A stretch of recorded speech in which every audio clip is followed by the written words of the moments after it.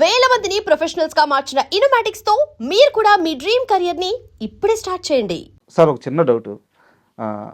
ప్రభాస్ గారు launching time Eshwar movie యాక్చువల్గా ఆయన ఫాదర్గా చేయాలనుకుంటే కృష్ణరాజు గారే చేయొచ్చు, కొడుకు లాంచింగ్ కాబట్టి.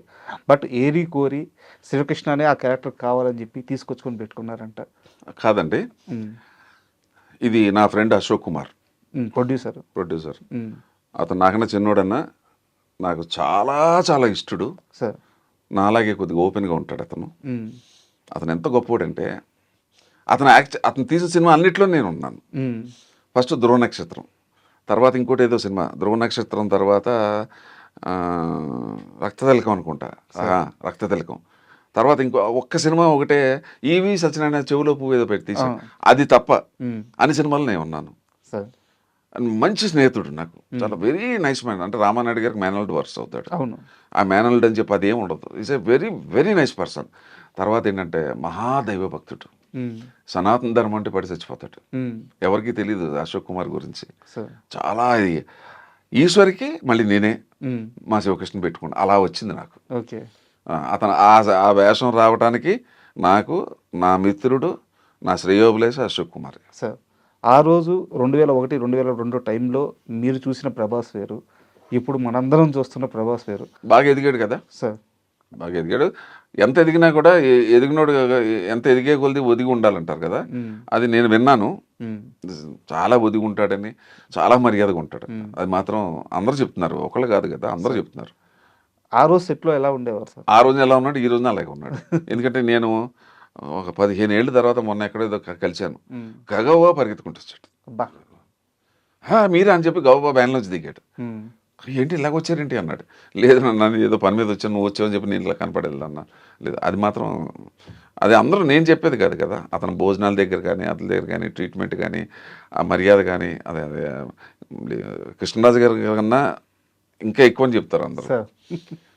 అదేనండి, ఒక మనిషి ఎప్పుడు గొప్పవాడవుతాడంటే ఇదే మంచితనం. అంటే ఎందుకు ప్రభాస్ గురించి ఎంతమంది మాట్లాడుతున్నారు? They should be A reason in it. అంటే తెలుగులో సామెత ఉండే, ఎదిగే కొలిది ఒదిగి ఉండాలని. దాని రిప్లికా ఇస్ ప్రభాస్, నేను విన్నది. అండ్ సార్, అదే ఇప్పుడు మనం ఇప్పుడు దాకా మాట్లాడుకున్న ఎంతసేపు కూడా మీరు నా దేశం అంటున్నారు, నా ధర్మం అంటున్నారు, ఏమన్నా చేయడం నా బాధ్యత అంటున్నారు, పేదవాళ్ళు అంటున్నారు. అసలు ఈ దేశం కోసం కానీ, పక్కన ఉండే మనుషుల కోసం కానీ ఏమన్నా చేయాలి, ఈ మైండ్ సెట్ ఎలా అలవాటైంది?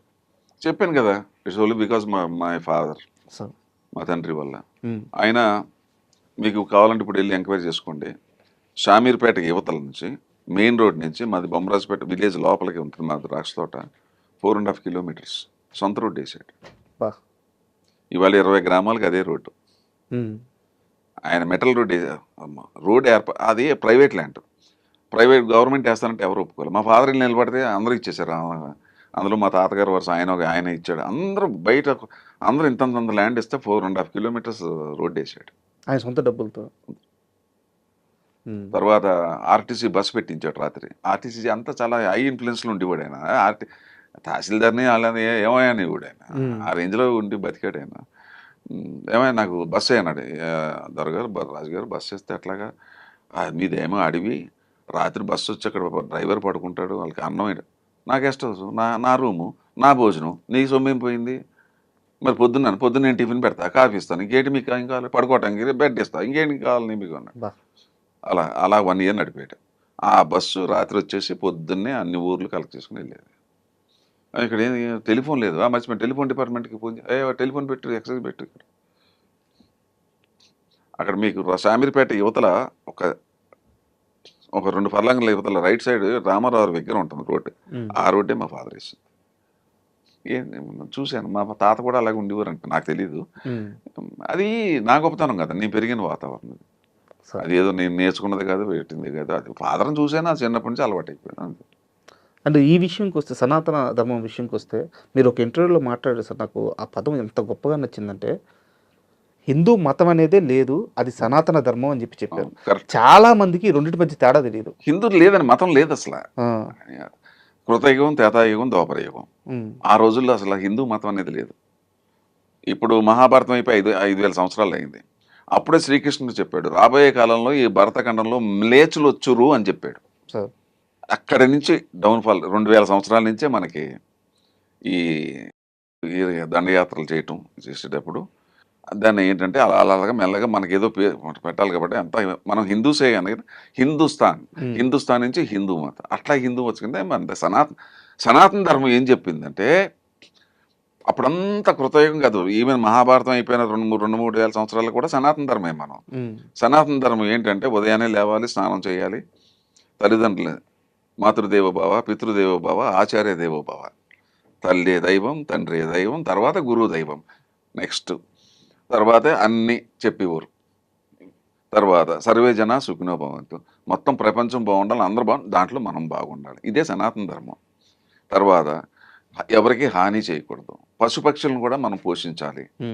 ఏంటి పశువులను కూడా మనకి ఆహారం, మనం వాటికి ఆహారం పెడతాం, అవి మనకి ఇంటని ఇస్తాయి.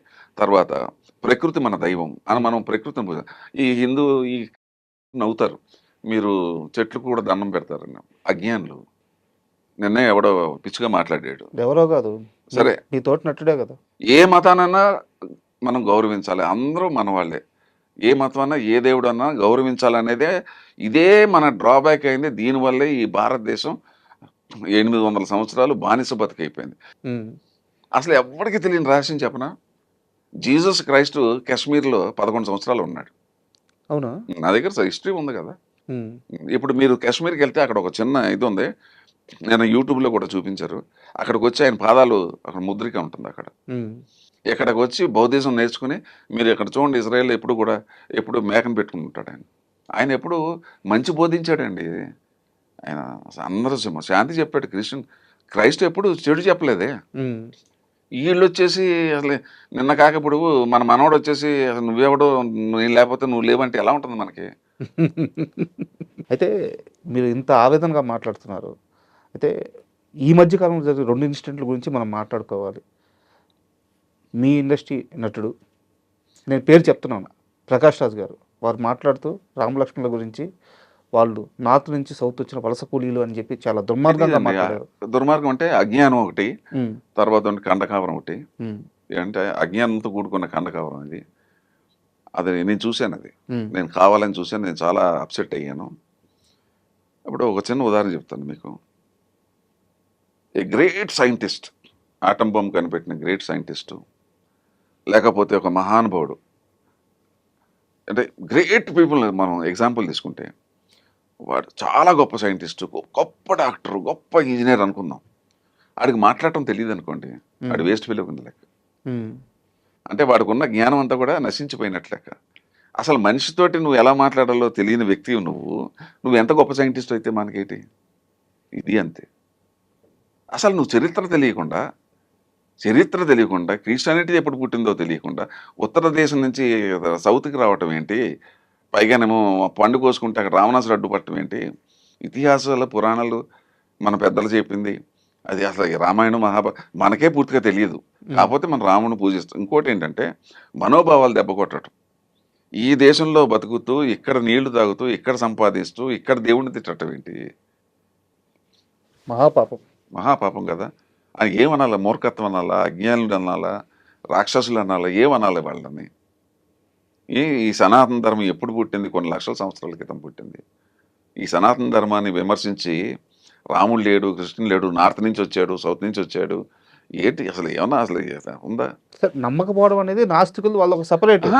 నమ్మకపోవటం ఓకే, కానీ విమర్శించడం ఏంటి? ఇన్ని కోట్ల మంది మనోభావాల్ని మనం ఇప్పుడు ఓకే, నీకు ఇప్పుడు రాజకీయ పార్టీలు ఉన్నాయి, నాకు ఆ పార్టీ అంటే ఇష్టం, అని చెప్పి ఇంకో పార్టీని తిట్టారు, రైట్ నాకు లేదు. కరెక్ట్. ఈ పార్టీని మెచ్చుకునే రైట్ నాకు ఉంది. కరెక్ట్. అసలు ఎంత రెవల్యూషన్ వచ్చేసింది. నార్త్ ఇండియా అంతా కూడా హిందూ సంఘాలు నాకు ఫోన్లు వచ్చింది, చెప్పకూడదు ఇంకా ఓపెన్, మీరు అడిగారు కాబట్టి ఇంకా ఇంటర్వ్యూ కాబట్టి నేను తప్పించుకోలేను. నాకు 20 మంది ఫోన్ చేశారు, అన్న నువ్వు కత్తి పట్టుకుంటే నువ్వు వదిలిపెట్టు, నాకు తెలుసు, నువ్వు ఒకసారి ఇదే వ్యక్తికి నువ్వు ఒకసారి శిక్ష వేసావు, నాకు మా అందరికీ తెలుసు. మీరేనా అది? బ్యాన్ వెనకాల ఉంది మీరేనా? వదిలిపెట్టినండి వాడిని, తప్పుడు మాటలు మాట్లాడుకుని. కాకపోతే ఎన్ని చెప్పుకోకూడదు, అతను అడిగితే చెప్తాడు కదా, మా ఇంటికి రావడం, నాతో సారీ చెప్పించుతా, అప్పుడు వదిలిపెట్టా. ఇండస్ట్రీలో ఎవరు దాని గురించి మాట్లాడలేదు. కాస్త వివరంగా చెప్పండి ఆ బ్యాన్. అది అయిపోయిందిలేండి, అయిపోయింది. గతం పాస్ట్ ఇస్ పాస్ట్. జరిగింది, జాతిని అవమానించాడు. నేను అప్పుడు మూవీ ఆర్టిస్ట్లో నేను ఇంకా వైస్ ప్రెసిడెంట్ కూడా కాదు, మామూలుగా మెంబర్గా ఉన్నాను అప్పుడు. అప్పుడు వచ్చిన కొత్త హైదరాబాద్. అందరిని అడిగాను, ఎవడో పట్టించుకోవట్లేదు. ఏంటి పట్టించుకోరా? జాతిని, ఒక తెలుగు జాతిని అంటే అందరిని అన్నట్టే కదా. అంతే. I want Shivakrishna won't leave anybody like that. I'm going to take action. నాకున్న లీగాలిటీ, నాకున్న పొలిటికల్ జ్ఞానం, లేకపోతే ఇంకోటి ఎక్కడ పెట్టాలో అక్కడ పెట్టా. వచ్చాడు ఇంటికి. పెట్టిన తర్వాత మొత్తం స్తంభించిపోయింది. మూవీ ఆర్టిస్ట్కి పని చేయడానికి అవకాశం లేకుండా పోయింది. పాపం నాగార్జున అప్పుడు వైస్ ప్రెసిడెంట్, అప్పుడు ఏ మాట కమాట నాగార్జున అప్రిషియేట్ చేయాలి. ఆయన సపోర్ట్ చేశారు. ఆయన ఫోన్ చేశాడు, అక్కడ ఎక్కడో మాల్దీవ్స్లో ఎక్కడ ఉన్నాను, ఏంటి శివకృష్ణ అట్లా జరిగి నేను ఉన్నది చెప్పాను. జాతిని అవమానించాడు అండి, పౌరుషం లేదంటే వదిలేద్దాం. నో ఐ వోంట్ ఇవ్వను, you please go. I do appreciate Nagarjuna. Nageswara Rao దగ్గరికి వెళ్ళింది, ఇది సమస్య లేదు, అంత లీగల్గా ఉంది. ఏం చేస్తారు, వారం రోజులు తర్వాత ఎవరెవరితోటో పట్టుకుని రికమెండేషన్ చేసుకుని వస్తే అప్పుడు చెప్పుకొచ్చా. అందరి ముందు సారీ చెప్తే వదులుతాను. ఏదో నటించాడు అలా అలా అన్నాడు. Nothing, I won't leave. This is Shivakrishna. Censor బోర్డునే పిచ్చెక్కిచ్చా, సెంట్రల్ గవర్నమెంట్ అని. ఇండివిజువల్ ఎంత అంటే లెక్కల్లో ఉన్నది పీనట్. Super sir. అయితే గవర్నమెంట్లోనే నేను చేయలేనటువంటి పనులు సాధించానే కరప్షన్ మీద. ఇది ఎంత నాకు, ఇది ఒక ఇండివిజువల్ ఎంత నాకు తప్పు కదా అది. అదే అంటే సార్ చెప్పాడు, సారీ అన్నాడు. Okay now you can go head అన్న.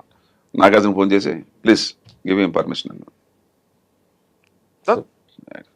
నువ్వు ఏదైనా చేసుకోవయ్యా, నువ్వు అసలు ఎవడో, అసలు హిందూ ధర్మాన్ని, హిందూ అంటే ఎవడు, అసలు రాముడు ఏంటి, అసలు ఎటువంటి సాంప్రదాయాలు, ఎటువంటి మహానుభావులు, ఎటువంటి ఋషులు, మనకున్న సాంప్రదాయాలు ఎక్కడున్నాయి. గడపకి రంగు పసుపు పుస్తాం క్రిములు రాకుండా, కల్లాపు జల్లిస్తారు. తర్వాత ఏంటంటే క్రిములు రాకుండా కాళ్ళు కొడుకోమని చెప్తారు. మాతృదేవోభావ, పితృదేవోభావ, ఆచార్యదేవ, తల్లిదండ్రులు పూజించాలా, తల్లిదండ్రుల్ని మనం జీవితంలో వృద్ధాప్యంలో వాళ్ళని మనం చూడాలా, అందరినీ ప్రేమించ. అసలు ఏ మతంలో ఇవన్నీ ఎవడు చెప్పాడు?